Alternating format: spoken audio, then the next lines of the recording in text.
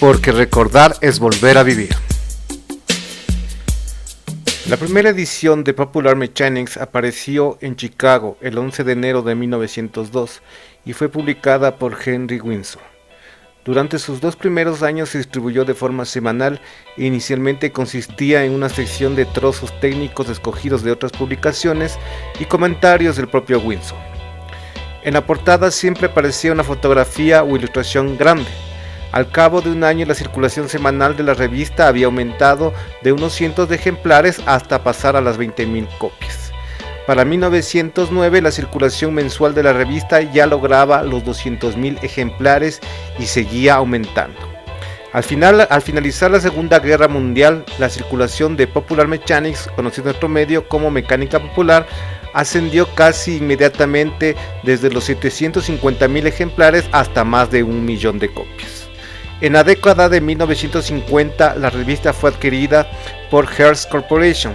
Popular Mechanics posee secciones regulares con temas de automóviles, hogares, exteriores, ciencia, tecnología, juguetes, etc. La primera edición en español y destinada para Latinoamérica de la revista Popular Mechanics o Mecánica Popular salió a la luz en mayo de 1947. Se titulaba Mecánica Popular y fue publicada por la editorial técnica SDRL en la Ciudad de México. En la edición latinoamericana se puso mayor énfasis en la vida doméstica y las ventajas de la tecnología para ella. La revista se imprimía bajo el mismo formato que la edición de Estados Unidos. ¿Dónde podemos ver esta revista Mecánica Popular? En una página web que se llama Mi Mecánica Popular. Dejaré el link en la descripción. Ustedes aquí pueden encontrar todas las series y pueden ustedes aquí encontrar diferentes cosas para construir. Y es muy interesante para poder ver cómo en los tiempos, ¿no? Como vemos publicaciones de 1948, 50.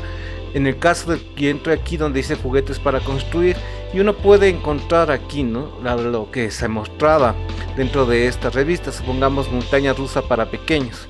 Voy a entrar a esto, publicación de mayo de 1950, y uno puede aquí ver cómo se determinaba y cómo estaban los planos de construcción y las indicaciones que se tenía para crear esta montaña rusa para pequeños. Me parece bastante interesante, no pese el año que es 1950. Damos un clic sobre las imágenes y podemos chequear esto a más precisión. Entonces aquí podemos ver, ¿no? Y hay una serie de cosas para poder realizarlas. Miren, aquí podemos ver esto a detalle también igual. Sobre todo a todos los que amamos la parte retro, la parte vintage, que en cierta parte marcaron nuestra infancia, ¿no? Que fuimos parte de todo esto.